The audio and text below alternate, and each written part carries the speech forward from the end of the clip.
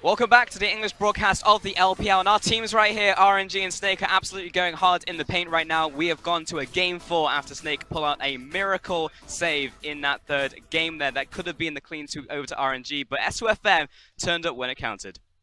Definitely came up big. Sixth final Baron steal to save the game. They pick up an Elder Drake after that as well. In this game, I'm going to look at how RNG is able to adapt because they're going to win bot lane. That's definitely going to happen. It's Uzi versus Crystal. But the question is, how do you snowball off that bot lane? There's two answers. One, you either siege with your AD carry or you pick a hard engage option for your support and run with it.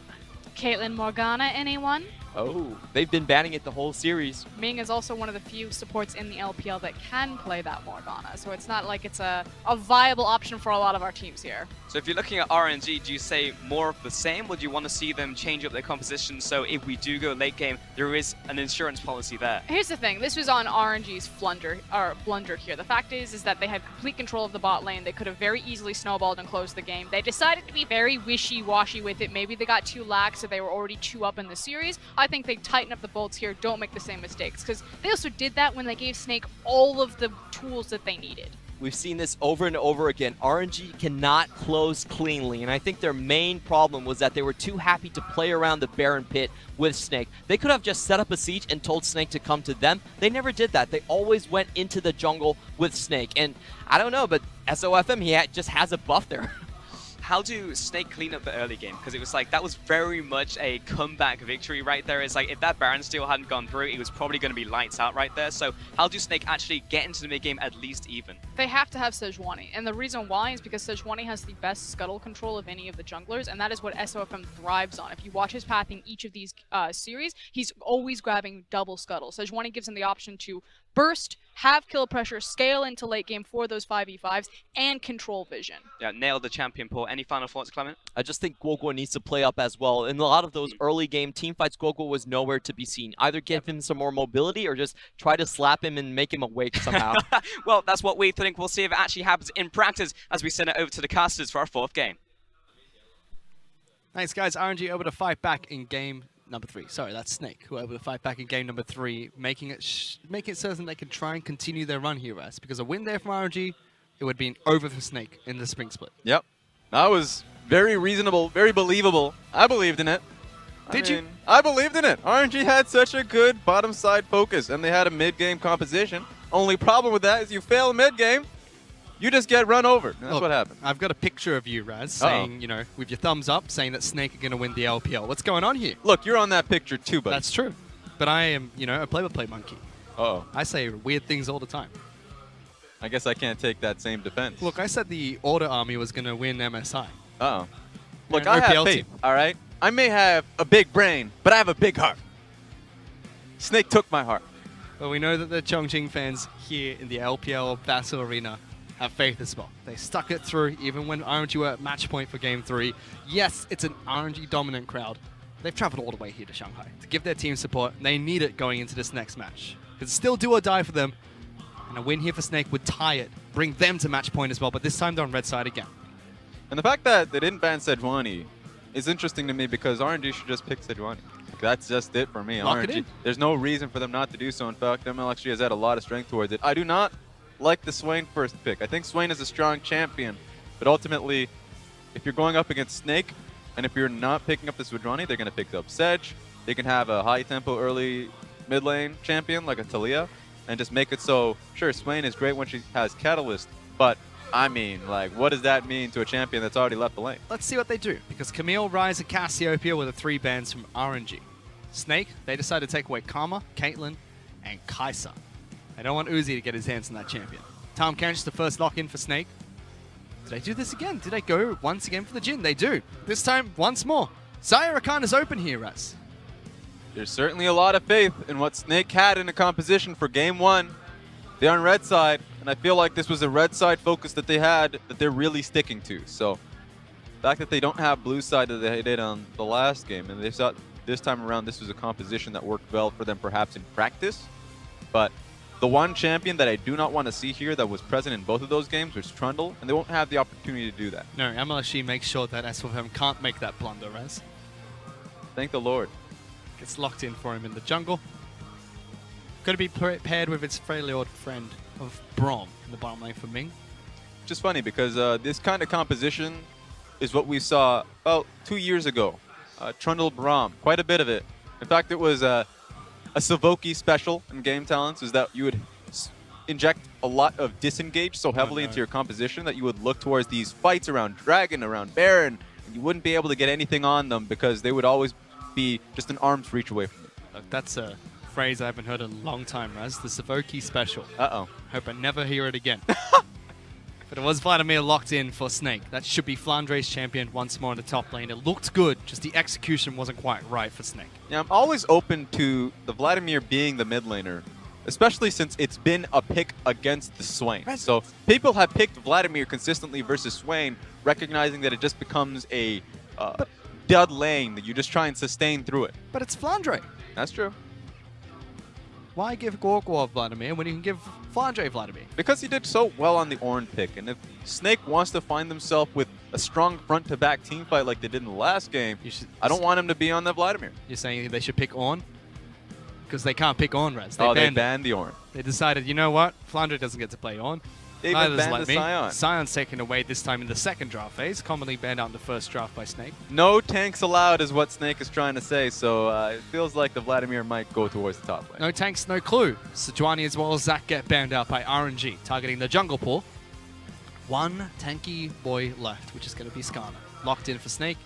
SLM decides not to pull a page out of the LMXG book by picking up Gragas. You can do this. It's possible. What does Uzi play here? Because we've seen them target his champion pool. He's happy to go back to Ezreal. No way. Kalista. The lock-in for Uzi in the bottom lane. RNG say, you know what? We're going to win game 4, and we're going to do it quick. Yeah, Kalista is one of those champions that we just don't see a lot of at all. Really dropped off just because laning phase focus just didn't exist. The special used to be the Kalista Thresh. Of course, Kalista Alistar is another one that you could still look towards, but later on in the game gets outskilled pretty heavily. But if you have this much of a front line from RNG, she's going to be pretty safe. It's very disappointed. They've got the blue and purple combo of the bottom 4 picks for RNG, then Swain just messes it all up with his cool red and black. We'll have to see what the final pick from Snake is going to be, though. Maybe he has a bluish skin in game. We'd never know. It's a possibility. Final pick from Snake is going to be Flandre's pick top side of the map. You talked about it in game 1, Rez. He could always pull out the Kleptomancy Shen. No idea if that's going to be the Keystone Rune, but that is going to be his champion heading into the top lane against Cho'Gath. So he knows he's going up against Cho, which is a good lane matchup for the Shen, which goes back towards that question of Kleptomancy. You can go Klepto Shen and just try and get as much gold as possible for himself. Only problem is that usually the Klepto Shen is also tagged up with the support item for Bandit procs, but he's not going to be able to get that for himself. So I think he just goes Grasp in the Undying, has himself pretty deep into the Resolve tree so he can find himself not getting pushed out of lane. Well, you also got what you wanted, Raz. Gorgor picks up Vladimir in the mid lane. It's not going to be Flandre's pick this time around. Instead, they get a real tank. I'd like to call this the do-and-be composition. Back in Xiaogu, yeah, we keep traveling back in time because when Xiaogu, we got it. Okay, it worked out. He didn't drop his papers too. Would have been a mess. You can't do that, Raz. You drop your papers in front of the other coach, he sees your strategy, it's all over. Oh, it's over. Look, they all have photographic memories. They're all really smart people. Like, the smartest people. Exactly. And honestly, the cameraman would have been incredibly, I would say, graceful enough to not pull the camera from him until he went to the back. And that would have been bad for the production. You were saying, take us back in time, Rez. Don't be composition. Shen, Vladimir. Vladimir is going to be doing quite a bit of damage. Of course, Jhin is not going to be the damage dealer. He's going to be setting up for these team fights. So my focus is going to be on how Vladimir plays out these fights. And if Shen can support it quite well, because that used to be the go-to plan for Do&B and Xiaogu. Nothing crazy out of Snake as well. It's again another nice team fighting. Very nice tanky front line with a couple of carries thrown into the mix. Good dive potential. Something they excel at. Something we know that they're very strong at in the regular split. It's not fancy, it's not stylish, but it works. And it worked for them in game 3. It allowed them a chance to get back into this match. Now they have to hit it home. Takes to game 5. Yeah, and maybe it's just looking back to what happened in game 1, what Xiaohu could do on that champion. I want to see if he could be as impactful as he was back then. Let's see what they can do. RNG for a chance at Rift Rivals and securing their date with Invictus Gaming. For Snake, it's for the Silver Scrapes.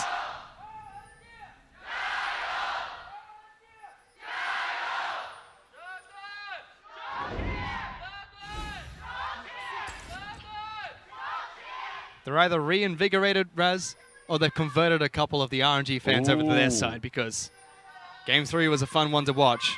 Kept Snake's dreams alive. They're now back onto the red side, who just lost 100% of the matches in this series so far. And look, when you see Baron steals like that, when you see team fighting like that, I'd swap too, man. I'd be a turncoat. Yeah, when you see calls like that as well, teleporting into the bottom lane and not going for Baron. Hey, few people would respect that, all right? Like who? Crazy people. Exactly. But there's So a the lot of non-crazy crazy people, all right? swapped over to the Snake side. You're making an assumption that there's not that many crazy people here. Well, you know, there's you, so that's Okay. quite a few already in this room. That's fair. I'll take it. Look, we're all a bit crazy, Raz. A little bit of invade coming out from RNG here, though. Move over towards the blue buff of Snake's side of the jungle. SOFM was starting on the top side. He'll pick up his own red buff. Now does he go straight to RNG's blue? He should just take his own red buff because, I mean, I'm talking about MLXG. MLXG, you're right, of course, going to be taking bot side, while Skarner should be taking enemy blue, because we're in a position where both of us just swapped sides in the map. Gives Trundle some access to the bottom side of the map. If Uzi and Ming do get pushed in, he can use that to his advantage. Now SFM has been spotted out by a ward as he moves in towards the jungle. I would say it shouldn't be too meaningful unless if Let Me is willing to take the trek, but he's doing so well in lane that he really shouldn't. I think this is great for RNG as a team. Means that Shen can't take advantage of course, the aggressive laning phase, and he loses a lot of gold too, because he can't just taunt in with the Klepto that he does have for himself. He did pick up Klepto. So right now, Shen is playing back when he wants to be going in for these skirmishes. Really needs SOFN to unlock him on the top side of the map. Let's see if he can. Scuttle Crab is cleared out by Trundle, bottom side of the map, so it clears all of MLXG's jungle on the bottom side where blue buff is. Taking a look at the runes being picked up by Flandre, we already mentioned. He is a Kleptomancy Shen. And the difference here between what was being played in 8.2 and now is that now Resolve is a little bit better for him. Go Chrysalis and now Bone Plating. So before it was Second Wind, and whatever it was, I actually cannot remember at this point. I feel like every patch that comes through, you just forget a little bit of what Resolve really looked like. Oh yeah, every patch you take a different rune list, such as League of Legends. Sad face. But does get the extra health from Chrysalis. We'll be able to convert that into some damage later on if he gets the 4 takedowns. But we'll have to keep track of that top lane matchup. MLXG took his Raptor camp and immediately moved into the bottom lane. Undetected at the moment. Level 3 for Hutier as well as Crystal. There we go. They're going for the fight. Jumps on top of Tom Kench first, trying to lock him down. He is going to get locked down. Stunned as well. Grey health going to get popped. Is that enough to keep him alive? There is an exhaust sticky on Uzi. Tower. Rips out the spears, and first blood picked up by Uzi. There was a possibility of it being turned around just because Ming was able to take one tower shot. But, I mean, Snake were just far too out there when they didn't have SOFM on that side of the map. So paying, I guess, supposed the large price for that. Again, a key win condition for Snake is to go even in the bottom lane matchup against Uzi and Ming, which is tough to do. These are strong players. And to start the game, MLSG has put that in favor of RNG's AD carry. Oh, 100%. And the best thing about getting that early kill is you're on the Callista as well. Good experience advantage off that, gold advantage. If you hit yourself that level 6 spike, then you're just going to be going there. So Snake needs to be cognizant of it. Even though they have the Tom Kench can dive incredibly easy as well. Certainly can. But it's only given them that single kill and some lane priority there. Pickaxe being picked up nice and early by Uzi. Rotates straight back into the bottom lane. And it's been a quiet game besides the sides of the jungle being swapped between MLXG as well as SOFM. The early gank that we saw come out from MLXG as well, targeting Hoodia quite nicely. Crystal's gone back to base and he's picked up Ninja Tabbies for himself. There's still patch 8.6, not 8.7, where the changes were made to discourage AD carries and picking up the item over and over again. But should work quite effectively against what is a low damage AD carry. Yep. Uzi. Just trying to keep up in lane, so you're right about him just trying to play this one out defensively. I think it's a good call. What he does need to worry about is just getting to that road to level 6. I think he has at least some iota of safety. Shen, of course, once he gets to level 6, already close to that mark, Yep. should be able to help them out being able to do that. The spellbook on Guoguo, once he swaps out for TP, they have a good defensive strategy versus what is the dive composition RNG have for themselves. He's still holding on to heal at the moment. Crystal reloads, gets some damage onto Ming. Shield comes up from Braum. Stops some more damage that comes out from Jin. Brahm's always been a good pickup against the Jhin. The shield has been a really large deterrent, of course, for Crystal walking up with the 4th bullet. Walks up with 4th bullet, wall comes up, and of course both members are safe from the damage. Even if the curtain call is going to be used by Jhin later on, the Congo line can get made behind Ming, puts up the shield. Nothing's going to happen from Crystal's ultimate anymore. But the focus has been entirely in this bottom lane. Mid lane, there is a little bit of a skirmish. Gorkwa takes some damage, heals it back up from transfusions. Bottom lane is where SFM is trying to target at the moment, has Predator available. Picked up his boots in his first pack. Tiamat was the first item from MLXG as well on this Trundle. Not going for the double Hunter's Machete. I suppose a smart decision from him. I like this from MLXG specifically, knowing that the pace of the game, sustained matchup mid, tank matchup top, and of course, all eyes are going to be on bottom lane once they hit 6. He can farm up really well for himself until he has to start facing SOFM. And honestly, Trundle has been a really strong pick versus Skarner, so he should feel comfortable there. Well, Trundle's in the bottom lane again. Pillar is going to separate Hutia, and it's going to be another kill picked up by RNG. This time, MLXG gets it for himself. Yeah, bullying the man without flash. So he's able to just flash in knowing that Hutia is not going to be able to do anything about it. In fact, Hutia just decided, I'm going to hold on to my exhaust. There's no point anymore because I've killed myself. 2 kills picked up by RNG very early into the match, giving them bottom lane control. Top side of the map, Flandre is not unlocked. He's into a matchup against Cho'Gath, which does push in quite effectively. Has already picked up his Tiamat though, so we'll start to regain some control of the lane. Gorkwa is scaling up in the mid lane against another scaling champion of Swain. So is this where we're going to be watching for this match? Are we going to have all eyes on bottom lane for the rest of the game? Yeah, the only real, I would say, variable is the fact that Flandre plays the Shen as though he's playing a split push champion. Sure, Shen is a split push champion, but he immediately rushes the Titanic Hydra first and tries to bully tank matchups. Okay. So that's the big thing to focus on, is that they can just decide they're going to be playing towards the Shen, but it's much more efficient to play towards bottom lane. It's just rough knowing that how far behind they are, so they might have to either be creative and play towards Flandre in a Shen matchup, or say that they can turn a bad situation bottom lane by saving Jhin with Shen ulti and then looking to have Jhin follow up with his own ulti and try and chase him down. That's also an option, it's just much harder. Could be fights being picked around the Infernal Dragon as well. Xiao is actually going to slow down here by SFM. Stun comes through, slowing him down with red buff as well, forcing the first ultimate out of Xiaohu. Locks him back. Gorkwa's coming in for some damage as well, but that's an ultimate being popped. We talked about this the last time we saw Swain being played in the mid lane. First ultimate is a crucial one, and Xiaohu doesn't get much from it. And now he has to build it back up. At least he got 1 soul fragment off that, but it is a tough road to be able to get it back fully. In fact, in the first game, he really didn't get his 5 stacks frequently. He got it when it counted at the end when he did get the kill in the mid lane, but in game 1, a lot of his soul fragments were just 2 or 3.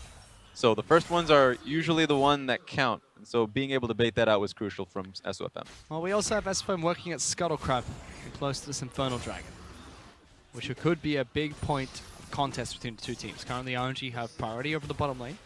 The 2 kills have been here we down go. There, but SOFM, here comes the ninja delivery system, gets the double taunt as well, pulls back Kalista, picks up a kill against RNG's AD carry. Xiaohu's jumped down into bottom lane as well, but he's locked out. No ultimate available for this bird. Snake get a single pick onto the carry of RNG. RNG didn't know how they wanted to respond to that one, so even though Xiaohu completed his teleport, Let.Me said, I don't want a part of that, especially with how I was pushing up top lane. So ultimately, they were put in a bad position by a creative dive from Snake, but then they just decided that, you know, Xiaohu also could have fell based off the response. And Flandre is a monster. Did you see that taunt flash? Gets both of them.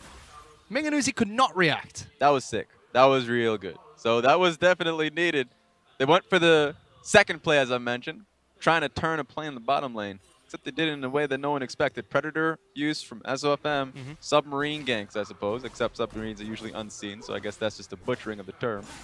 But yeah, just well done across the board.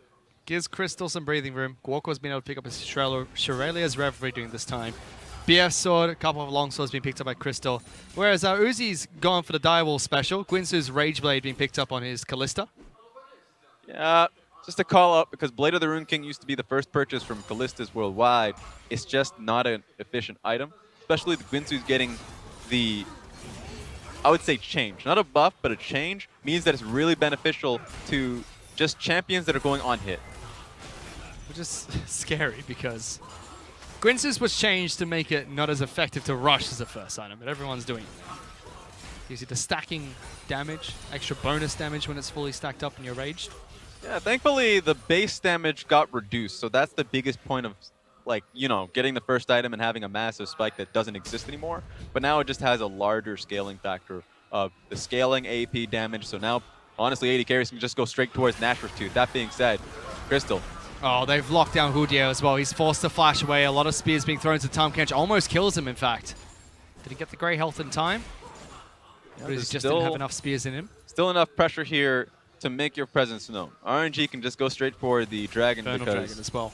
Crystal and Hootie are not going to be able to contest for a damn thing. Whereas in the mid lane, Guoko as well as Xiaohu trading back and forth. Good damage coming out from Xiaohu, chasing forward. Ultimate gets thrown out by Guoko. Does have the blood rush to try and heal back up if he chooses to go back into this lane. But Xiaohu showing his mastery on this lane. And again, we talked about him. First 2 games against WE, double MVP. First game in this series, picks up MVP for himself. He's been looking really good for RNG since the start of playoffs. Yeah. Good end to the season for him. Really strong from him. On Champions, we didn't expect him to do so. Get me out of this lane. Are you oh, kidding wait, no. me? Flandre Oh, might he's be in some getting bit. trouble. There is Chomp available for Let Me. Wants to go for it, but Shadow Dash Flash gets bite in the him. way. No. He's got to hit that knockup first. Yeah. Normally, I'd say get me out of this lane because it's just going to be 2 tanks smacking each other. It's a Cho'Gath. Got to remember he can kill people with his Chomp.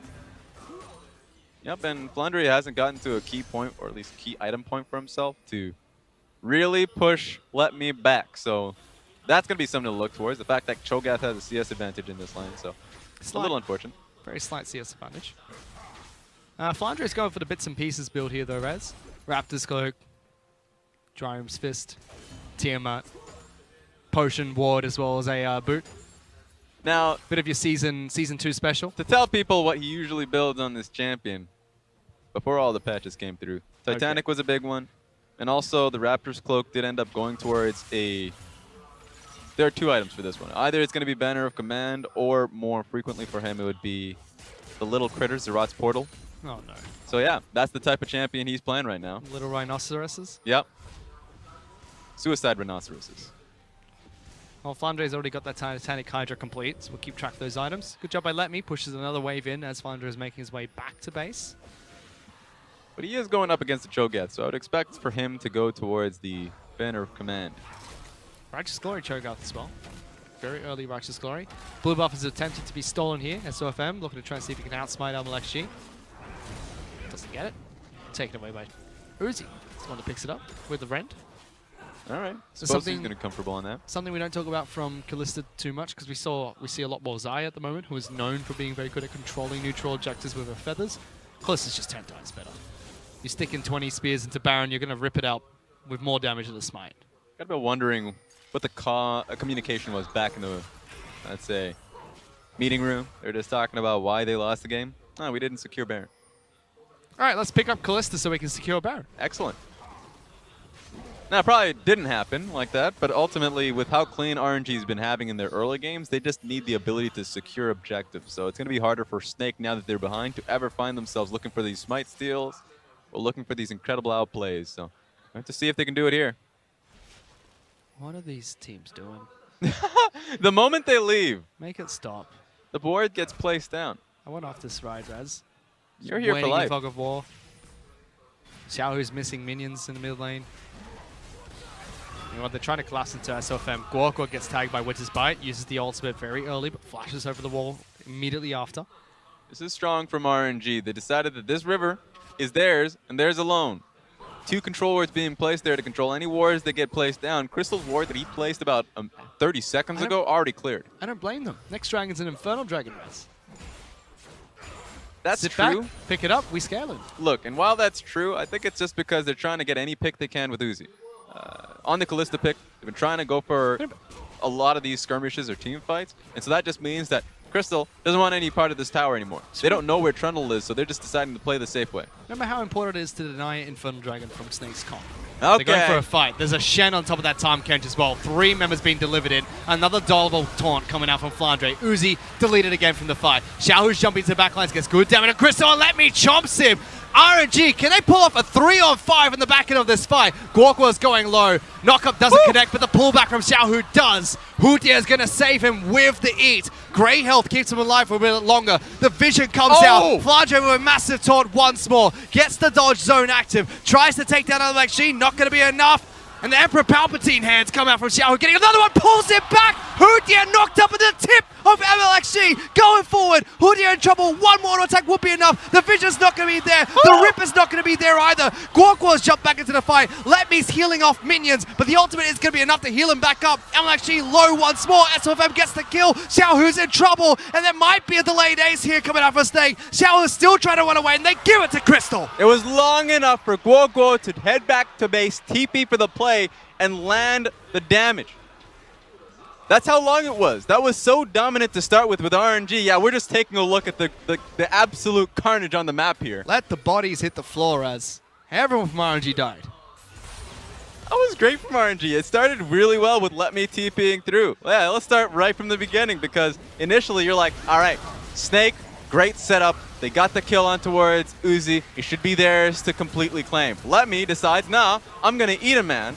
Completely eviscerates Crystal from the map. And so the tanks from RNG do enough damage to chase 4 members away from the tower. They sense blood. Lemmy's probably making the call to continue their chase. And I don't know how long I could talk about this because although Flandre was able to get the taunt, didn't matter. Beautiful taunt from Flandre. You got the first one onto Uzi as well as me, locking him down. They chase down Hudia. This is when it gets sad for Xiaohu because he can get a very easy kill onto Hudia, but one missed on that one, misses the W, and he's not fat enough. He thought the juke was coming, Rez. He didn't juke.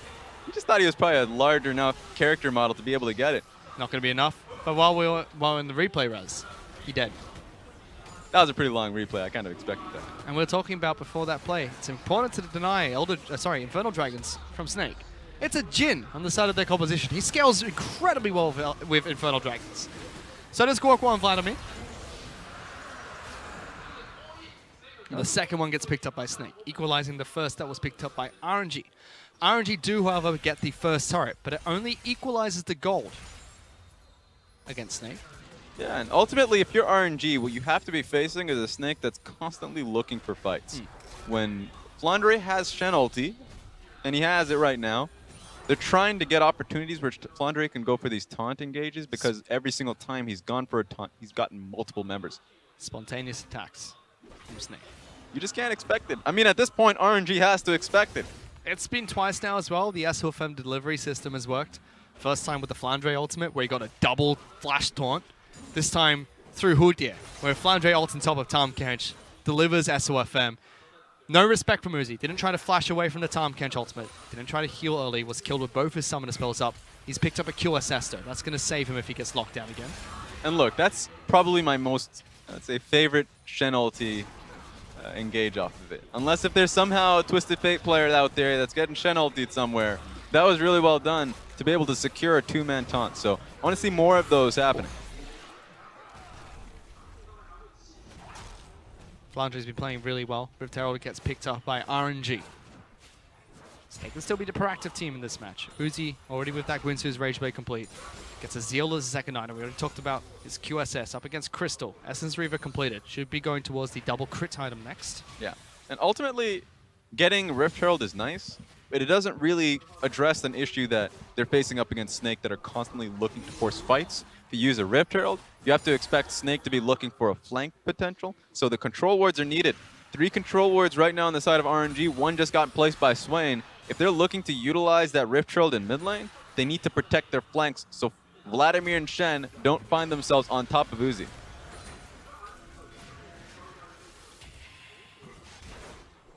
Game going to the point of the match where it's very quiet. We didn't see this much in game 1 and 2 because it was one-sided for RNG from start to finish. Game 3, back and forth. It looked like Snake had the upper hand. They were the one looking for the fights, trying to initiate. RNG, they have the Kalista pick though, Raz. Seems like they are the team. The onus is on them to start these fights, to be proactive with this pick, because eventually, Crystal will outscale. And he's on Jin. He's not the biggest of hyper carries, but he can outscale this Kalista. That's true. Front to back, especially with the Vladimir. it's just rough days for Kalista. Speaking of rough days. Going on top side, Matt. Birdman's in trouble. Locked down by 2 members trying to heal this one through. Not going to be enough. Picking the top lane, picked up by Snake. But bottom lane, sorry, mid lane, they go for a charge with Rift Herald. They get mid lane outer turret. They charge the mid lane inner turret just to get some damage. And just to take context of what's happening, how that top lane play even happened, Flandre once again had Shen ulti available to himself and tagged on to Guoguo to get the kill on the Xiaohu. So this is happening time and time again. When Flandre has his ulti available, he's been incredibly aggressive with it this game. Which is great because, again, Flandre is a crucial member of this team. He is the big playmaker. He is the big carry. And it was quite simple. Ultimate onto Guoguo, locks down Xiaohu. That's all they wrote. Yeah. Which is good from RNG that they were so quick on the mid lane push, or else they wouldn't have gotten anything. In fact, they would have been in bad position where Guoguo and Flandre would have been in a flank, but they already pushed their Rift Herald towards the mid lane, got that tower, so it turned into a trade into an rather than an outright advantage. And look at the winning conditions for Snake again. Unlocked their first SOFM. He's 2-0-5. Flandre's playing out of his mind. Doesn't need to go for those deep flank teleports if he has a Stand United available to protect his team members. Guoguo's doing well. He's 4-2 as well. Rabadon's Death Cap picked up with the Shurellas. They've got a team fighting team comp. They can find these spontaneous team fights. But most importantly, bottom lane survived, Russ. That's true. They lost their turret, but Crystal's nowhere close to being out of this match. He's matching items, or damage items at least, against Uzi.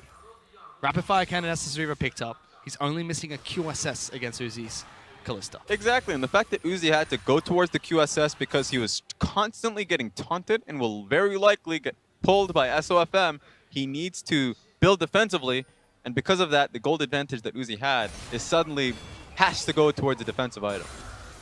Slow down Crystal, looking for the initiation, throw out Brom. SOFM's trying to charge in. There is QSS available for Uzi. They eat up Hutia, jumps in, immediately QSS. Is that Captain Jack or is it Uzi? Doesn't matter. Uzi is the best of both worlds at the Omen. SOFM gets taken down. Ming's taking some damage, gets away from the curtain call. And RNG are looking for mid lane. Flandre hiding in the bush like a true ninja he is. Flashes forward. Winter's Bite slows him down. Ming lives. MLXG chases Flandre out of there. They keep their support alive. Yeah, has to feel hurt on that one. That was an auto attack canceled. He could have been able to complete it, but just a mechanical failure.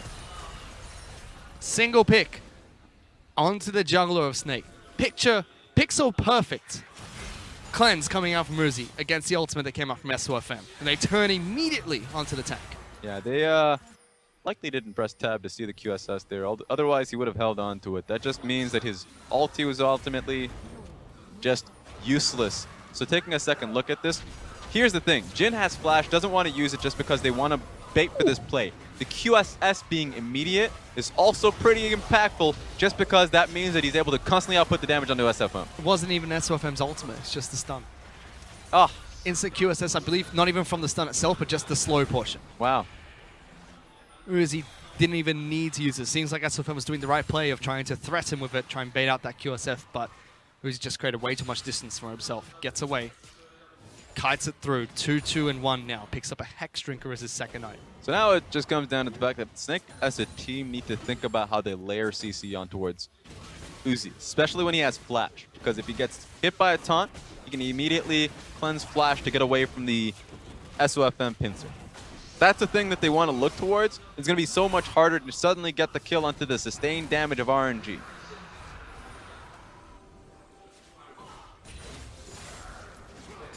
Cloud Dragon does get picked up by RNG, locking down another objective for themselves. Baron buff is alive, and it is an objective that this time RNG can play around quite successfully. You've got the Chomp from Let Me, you've got the Smite from MLXG, and you've got Kalista in your team comp. And our Spears can secure that quite effectively. That's true. Right now, if you're Snake, the only way you end up coming out ahead a lot of these times is just from an outright team fight play. Not being able to take Uzi is one thing. I think they have to then swap focus on towards Xiaohu. They were able to kill him quickly when it was just a 2v1 in the top side of the map. I think they can do that again when they have more members. But it's just going to be RNG splitting apart the map again. Let Me's in the bottom lane, split pushing. You'd expect Flandre to match. He's got a Trinity Force res. That's true. He also builds Trinity Force in the Klepto build. He gets so much gold that he wants to be on side lane more often than not. And look at that. His entire series, he's plus 23 CS at 20 minutes. Against Let Me. Yes, he might have had a couple of priority matchups, but Flandre is a huge threat. There is, however, MLG going right behind him, already using his Shadow Dash trying to escape. MLG denying some of the resistances. Let me looking for another knock-up, doesn't connect. Flandre with the blue suede shoes. No flash available, doesn't matter. Gets away from the gank. He eats a lot of that pressure. Hitting on towards the CS difference that he usually gets, it's usually 10 CS at 15 minutes into the game. So he's usually ahead not this large, and it's mostly in part in the styles of the team. The fact that Snake is focused so heavily in the top side of the map, or at least in their top laner. Meanwhile, RNG is a team that probably put in the least amount of effort in getting Let Me ahead. So My eyes didn't deceive me. Flandre also just picked up what I believe to be the Elixir of Skill, which allows him to level up one more of his ability. So he has a rank 3 ultimate. Well, now he's ticked over to level 16, doesn't matter too much. okay. Don't mind me. I thought it'd be pretty cool if he was on 15 with a level 16 ultimate for a while. Doesn't matter. Yeah, I wish, you know what? When I go home tonight, I'm about to plus that replay button. I expect some of you YouTube viewers to do the same. That'd be pretty damn cool, I'll tell you right now. Doesn't matter though, he's 16, just going to continue split pushing against it. Let me at the moment. Banner of Command, making Cho'Gath's life difficult. Smack it! With Get your it! little hands! He doesn't have that. Okay, I guess he does He's have got little hands. tiny hands. He's like a dinosaur. He has a massive spike at, like, near his head. Sure, but his hands are tiny. I suppose so. Smack them with the spike then. If you got a spike, you might as well use it. Look, they're fighting, Raz. This is exciting. Tanks. Get him. He's just backing up his boy. Big body cannon minion. Look at him. He's just actually he's not even focusing on the tower. Get over here. That's it. Shen's able to take down the bottom lane turret, pushing with his Banner of Command minion. Snake now 2,000 gold in the lead. Despite RNG's proactive plays, they still hold on to the advantage. More Mortius is complete for Uzi nice and early. Xiaohu's still stacking up his soul fragments. One more till it is at 5 stacks. And right now, Snake just needs to focus on clearing the vision. There's one ward that's near the pit. They don't see it, but they should start putting a control ward. I guess the only ones that have a control ward is Tom Kench. They're starting to realize that their bases are needed here so they can get some control wards. Tom Kench picked up a locket for himself. Crystal picks up a BF sword as his third item. Probably going to go into an Infinity Edge. But Gorgor is massive. He doesn't have his Zhonya's at the moment, Raz, but he's got decent cooldown reduction. I believe he's at maximum CDR. He has a Rabadon's and a Void Staff. With the Shurelias to try and get into the backline, swapped out his teleport for Ghost too. He just really needs the Zhonya's for himself. The moment he gets Zhonya's, then he's at a really good spot in these team fights where he can just go ham. And that's where Snake tried to fight. Used the Stand United on top of Gorgor combo. And that's usually where it's too difficult to find yourself ever focusing on towards the Jhin. Just the 80 carry of Snake. Just because once you have the ability to just throw the Vladimir in there, even if you had Exhaust, and by the way, RNG do not have Exhaust, then he can just buy as much time as possible, find himself Zhonya's, and then constantly just back him and Shen up, so then Jhin can just work on the front line going forward. Opting for the Ignite instead to mitigate the healing that will come out from Gorgor during these fights. Uzi's going to have quite a bit of healing for himself as well. More Mortius when he gets low, that will pop the lifeline, give him a decent amount of healing. He's got a Vamp Scepter for himself. Could build that into a Mercurial Scimitar, or perhaps move into the Blade of the Ruin King early and just sit on that QSS instead. Yeah, that's the truth. He just has to worry about the range that Jhin has for himself. Now that he has 3 items in which his 4th bullet's going to really just pop a man. So you have to watch out for him. He's got decent crit as well with 3 crit items already picked up. These other 3 bullets are going to hurt. Yeah. I wonder what his next item should be. Most Jins at this point, if they're going crit Jhin, they just go for a static shiv, so another Zeal item. They could do that, or he can look across the field and see that there's a lot of armor on the side of RNG and just go towards the penetration. This is very scary, though, for RNG and RNG fans, because Snake are the team that should be pretty happy going into late game, if I'm not wrong. You've got a Vladimir, a double tanky front line, and a Jhin. Yes.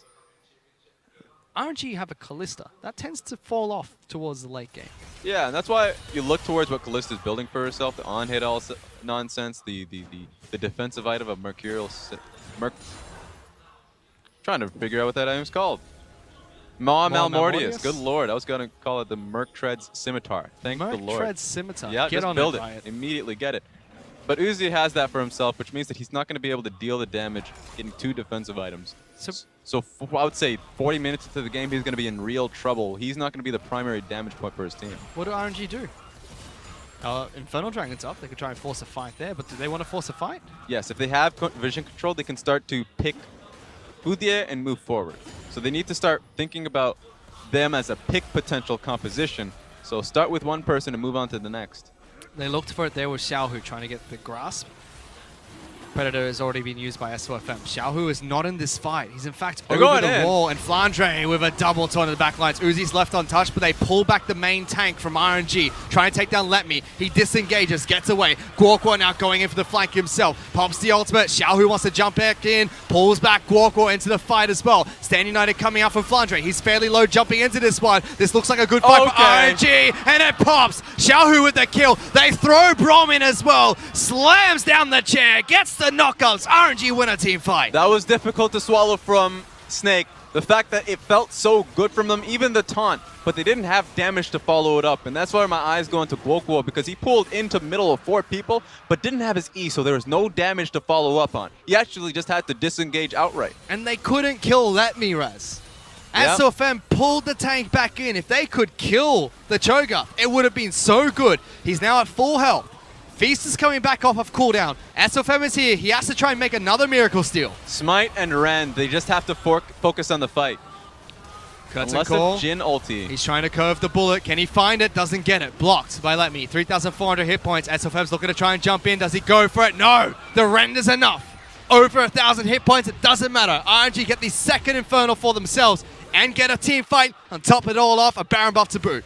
That was just a big confusing point. Snake thought they had a really good look on this one. But this is where I have to look towards Guokwo, because he was going to be the primary focus of damage here. So he gets his E across, I suppose. That's how he starts the fight. So when he pulls in, he realizes that he's already used it, and he can't do any more damage towards the back line. You're right about Let Me, because the moment he's disengaged, look at how much HP he's just regen for himself. So their primary pick has just found himself at 60% HP when the re-engage starts. It's just cleanup crew for RNG off the back of that fight. They're only about 1,000 gold in the lead. They pull it back in their favor. But now they get to really try and utilize that composition. What was a lackluster Kalista has now got 4 items and a stopwatch Raz. Looking towards the Guardian Angels, the final item for Uzi. And normally, you look at a 6-item Kalista and say, you know what, our AD carry outscales. But currently, Snake's AD carry is sitting on a last Whisper. Half an item. 3.5 items complete. And look, if you're a Jin, if you're looking at a very massive Cho'Gath, there's not much you can do. So, while Jin does incredibly well versus Squishies, having to deal with that massive HP tank, I don't see it happening. Ripping back Guokwo again. SOFM bringing the main tank to the back lines. RNG decided to go for a fight. Let Me's taking up a lot of damage. Uses his own stopwatch. And Xiaohu is tanking the turret. And when she gets that first kill, Uzi diving in. They throw in Ming as well. Crystal takes one back. They lock down SOFM. Guokwo is in stasis. Silence as he comes back up. Double kill picked up by Xiaohu. They want to meet IG in the semi-finals. And there's only 2 members of Snake left alive. Make that none. Double kill for Uzi. Yep, you could see them in the back already out of their chairs and excited for this one, because this seems like it's already game. Normally you do not escape the Snake pit alive, but Snake are the ones that have to travel to Shanghai. RNG looked dominant in games 1 and 2. Snake fought back for game 3, but it's all over, ladies and gentlemen. RNG, they booked their spot at Rift Rivals, and most importantly for the team, Uzi is now 1 step closer to picking up his crown. And here's the thing, feels like it's a little bit scripted, because the team that took the first set versus Invictus Gaming to start the season are going to face them in the semifinals to go towards that finals, of course, in the playoffs. And they must be thinking, you know what, your win streak, IG, it looks impressive. Why don't we do you a favor and end it the way we started it, with a victory. Snake, unfortunately, they fought hard, especially in Game 3, Rats.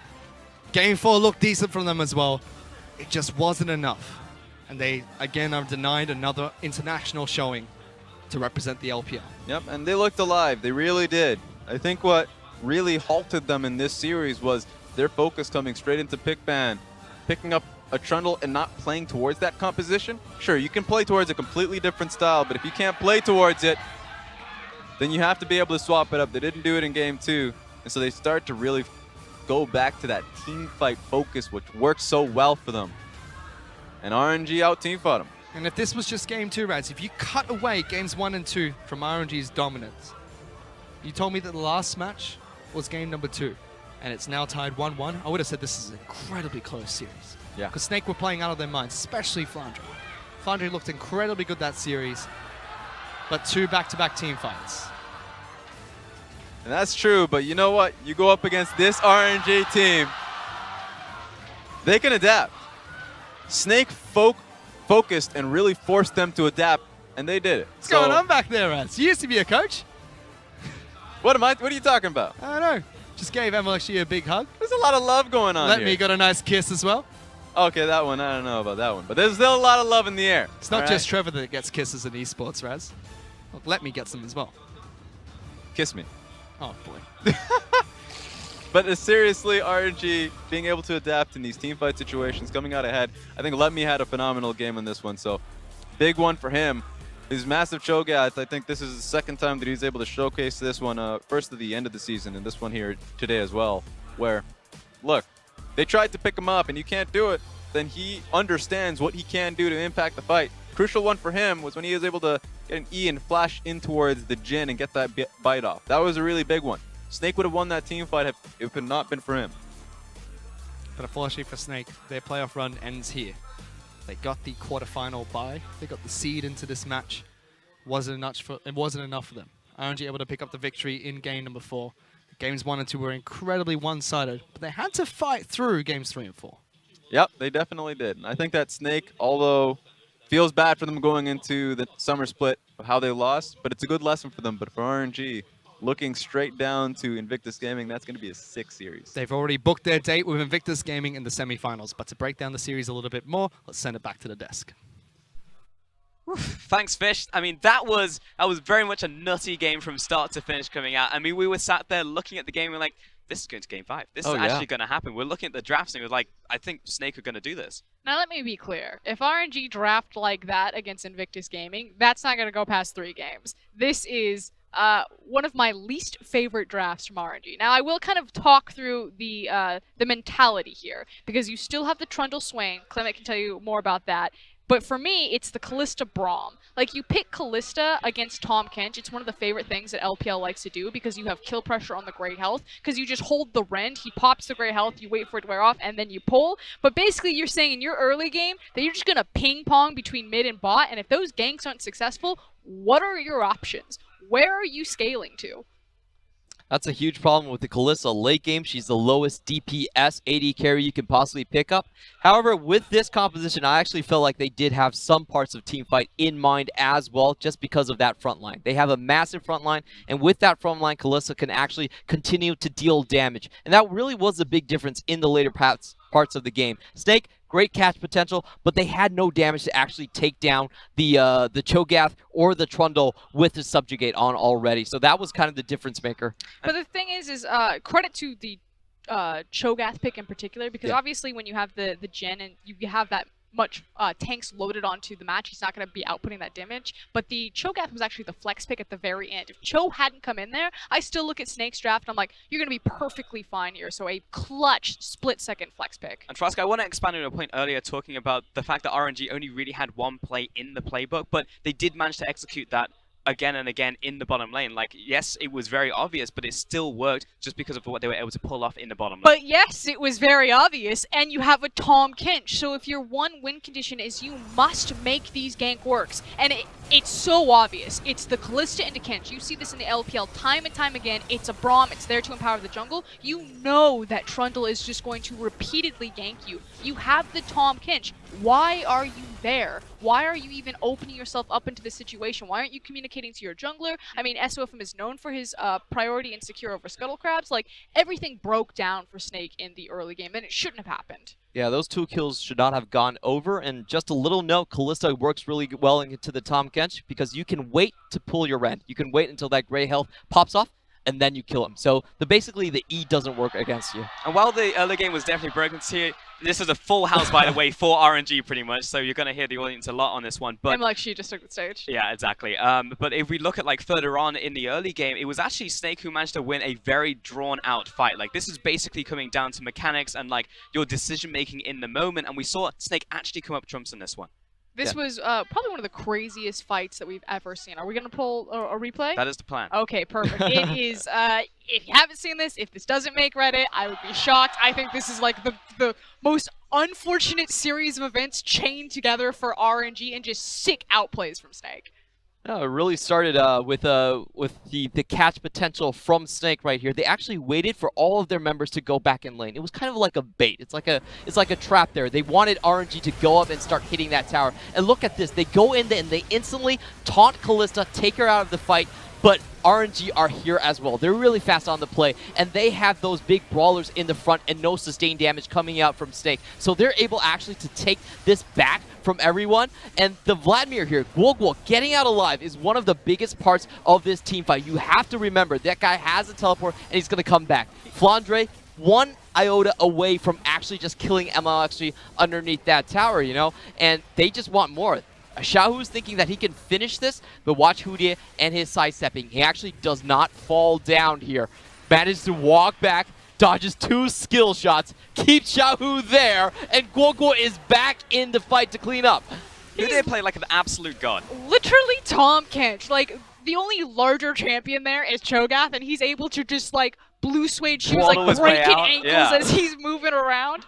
It was just crazy so stuff. fun. You don't really expect it to come out of Snake, especially from those members who were saying, like, look towards Guoguo, is he going to play up? But then it was like, Hudia on the bottom lane, Tam Kench, he was the one making the plays. And Hudia has been on Tom Kench duty. I mean, Clement, you talked about at the very beginning of the day, what, 85% win rate on the 85% champion? win rate, most played as well. But if you remember back to 2017, Hudia's biggest champion was the Alistar, and he was one of the primary reasons why Snake's team fight was getting better. So, yes, he just showcased why he's a good Tom Kench, but that guy, if you do give him playmaking champions, which unfortunately we won't see until next split, because goodbye Snake, he can be that star, and you just saw it right there. I mean, that's pretty much Snake in a nutshell, right? It's just like every single one of those players. I mean, at a certain point, we called Flandre a prodigy, right? Like, we're looking at these players, like, when are they going to turn up? When are they going to start shining? And I think we saw a lot of that this split, you know, when they had their meteoric rise to success. They started to plateau, but coming into playoffs, we were pretty hopeful that they would be able to make a run. Yeah, Snake has been the funnest team to watch so far. They have a really slow early game. Worst bot lane by far in the playoffs, and like worst first tower rate, worst first dragon rate. But they're able to claw back just because of those miracle team fights and stuff like that. But the problem is, like, I just felt like in this series they started off on the wrong foot, way too far off. And the first 2 games, if they could go back in time and redo those, I actually think Snake had a really good shot at taking down RNG. And they shouldn't at all. Because again, pound for talent, RNG, I believe that they're the only team that should be able to contest Invictus Gaming. They're the only roster that can even match that or survive the lane phase. So again, for RNG to get out of this series 3-1, especially on those types of drafts, that cannot happen against Invictus Gaming. You will get blown up. Before we start going full big picture, I want to just look at the final fight in which it kind of went wrong for, not kind of, it did go wrong for Snake right here. Yeah, and I want everyone to kind of pay attention to what SOFM does this fight, because Flandre is trying to play this like a goddamn hero. Guoguo then piles on. SOFM is playing with the dragon. He's like, team, aren't we just doing the Infernal right now? Yeah, just the damage from the Demon Flare coming out bursts onto everyone, and there's just that moment of hesitation where you really look at Snake and they're not sure where they're trying to go, and of course SOFM's a big part of that. And the thing is that's not just the Dragon Infernal, that was effectively the Baron. team fight that lost them the game. Yeah. It goes into the Baron, there's then a pick mid lane, and then RNG just run it up mid on a comp that has no scaling options available for them, and they close out with any stroke without even breaking a sweat. And it did feel like RNG, in the same way that like I feel like Snake was also gifted an opportunity in that third game, were also gifted many opportunities by Snake in this series. And going back to your point earlier, Frost, is like, well, if they do this exact strategy against a team like Invictus Gaming, who they will be going up against now, then it's not going to pan out. It kind of comes down to, and I have to, again, I've been a coach for League of Legends teams. Like, I know how those comms go, where if your players are feeling confident, if they want specific picks, that you just give them the benefit of the doubt. You default to trust, because the relationship is never, I would be shocked if there was any team in the world that was basically like, you are going to play this, and if you don't play this, I'm going to bench you. It's always going to be an open dialogue. And watching RNG, watching their drafts, watching the plays that they make, it feels like, I'm feeling confident on this, give me the pick. And that works for RNG because their players are so talented. But again, if they make it to the international stage, when they face Invictus Gaming, that's when you need to tighten those bolts, and they're not learning the lessons that they need to ramping into that series. Yeah, that's a big difference between RNG and IG at the later halves of the split. When we were talking about IG, they were practicing their compositions. They were saying, hey, we want to play this late game comp, Azir Kog'Maw. Here we go. We want to play this early game comp, then we take the Varus, we take an early game jungler, and they go with it. RNG, it doesn't look like they actually have comprehensive compositions. They are very reactive in terms of what the enemy throws at them. I think Karma was a good choice early on, but the last 3 games when Karma was taken, the last games when Karma were taken away, their drafts have been kind of all over the place. There's not a lot of strong scaling, not a lot of strong team fight, and they're just winning because they're better players. Yeah, I mean, it definitely seems like there's a lot to change going into that next series. We're going to pull up the bracket here and actually see what happened after the end of the day, taking that 3-1 victory to RNG. And of course, as we mentioned, going up against Invictus Gaming, now the most dominant team in the LPL currently in the semi-finals. It also means congratulations, Royal Never Give Up. You join Invictus Gaming and Edward Gaming as our Rift Rivals representative. So still one more ticket up for grab between Billy Gaming and Rogue Warriors. Oh man, I think a couple weeks ago we were saying Rogue Warriors is pretty much set to go into the semi-finals. We're probably going to be our Rift Rivals representatives, but right now it actually looks like Billy are set to make the run. Oh no, Rogue Warriors have gone off a cliff. They've actually had a 4-game losing streak right now, and they've all been 2-0s, 2-0s, 2-0s. The last one was 2-1. I just imagine going to be driving the car, freaking out, everyone's yelling, and SMLZ in some passage, just SMLZ. The question for that set is, can they actually turn it around? Because if they don't, then I think BLG is going to have a very easy time 3-0 and stomp them. I mean, I said it yesterday, I'll say it again. I think BLG are rocking all the way to the finals as well as Rift Rivals. It seems to be the case so far in the split, and that's going to be coming up tomorrow, so make sure to tune in for that one. I know a lot of people were watching the LCK match today. I know as soon as this is done, I'm going to go home and watch that series myself. But that's going to do it for today on this broadcast. So on behalf of myself, my analysts, everyone in the broadcast crew, thank you so much for watching. We'll catch you again tomorrow.